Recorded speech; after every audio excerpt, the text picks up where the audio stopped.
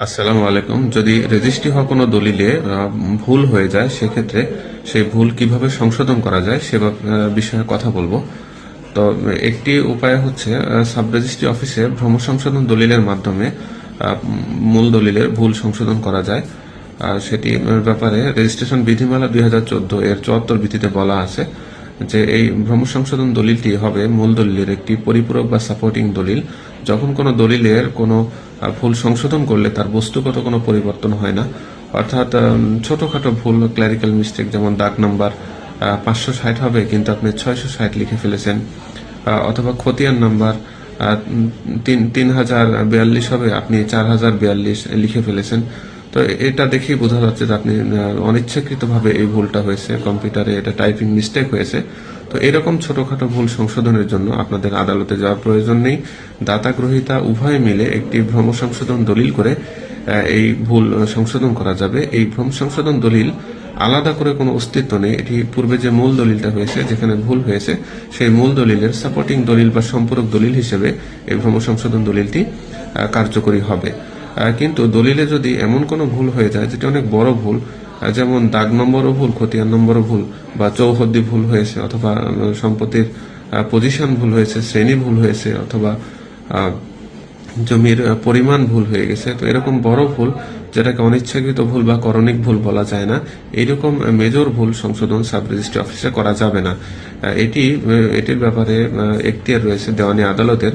সুনির্দিষ্ট প্রতিকার আইন 1877 এর 31 ধারায় মামলা করে, দেওয়ানি আদালতে মামলা করে এই ভুল সংশোধন করতে হবে। তো আদালত থেকে যখন এই সংশোধনের আদেশ দিবেন, সেই আদেশ সাব রেজিস্ট্রার দলিলের মার্জিন অথবা দলিলটি বালামে লিপিবদ্ধ হলে বালামে সেই ভুল সংশোধনের আদেশটি লিপিবদ্ধ করবেন।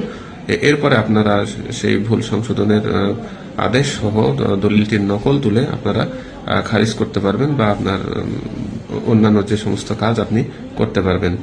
তো এই জন্য আমাদের সকলেরই সচেতন থাকা উচিত যে আমাদের রেজিস্ট্রি করা দলিলে যেন কোনো ভুল না হয়ে যায়। বিশেষ করে দাগ নম্বর, খতিয়ান নম্বর, মৌজার নাম, হোল্ডিং নাম্বার, জেল নাম্বার, মালিকানার হারাহারি যে বিবরণ, বা সম্পত্তির ধারাবাহিক মালিকানা, কার পরে কে জমি পেল, কিভাবে বর্তমান মালিকের কাছে আসলো, এই বিষয়গুলো খুব ভালোভাবে লক্ষ্য করা উচিত। এছাড়াও নকশাতে জমির পজিশন বা তফসিলে সম্পত্তি কোন সাইট থেকে বিক্রি হচ্ছে বা কেনা হচ্ছে, এই বিষয়গুলো খুব ভালোভাবে লক্ষ্য করে তারপরে জমি রেজিস্ট্রি করা উচিত, যেন কোনো ভুল পরিলক্ষিত না হয়। আর তারপরেও, এত কিছুর পরেও যদি ভুল হয়েই যায়, সেক্ষেত্রে রেজিস্ট্রির পরপরই দলিলটি নকল তুলে যে কি ভুল হয়েছে সেটা দেখে দাতা গ্রহীতা উভয় মিলে দ্রুত সাব রেজিস্ট্রি অফিসে একটি ভ্রম সংশোধন দলিল করে নিতে হবে। যদি সাব রেজিস্ট্রি অফিসে সংশোধন করা সম্ভব একেবারেই না হয়, বড় কোনো ভুল হয়েই যায়, সেক্ষেত্রে আদালতে যে এটা মামলা করে দ্রুত সমস্যাটার সমাধান করা উচিত, যেন এত কষ্ট করে এই জমি কেনার পরে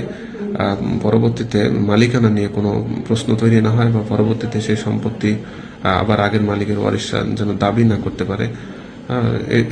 এটার জন্য আমাদের দ্রুত পদক্ষেপ নেওয়া উচিত। সবাইকে ধন্যবাদ জানাচ্ছি। আসসালামু আলাইকুম।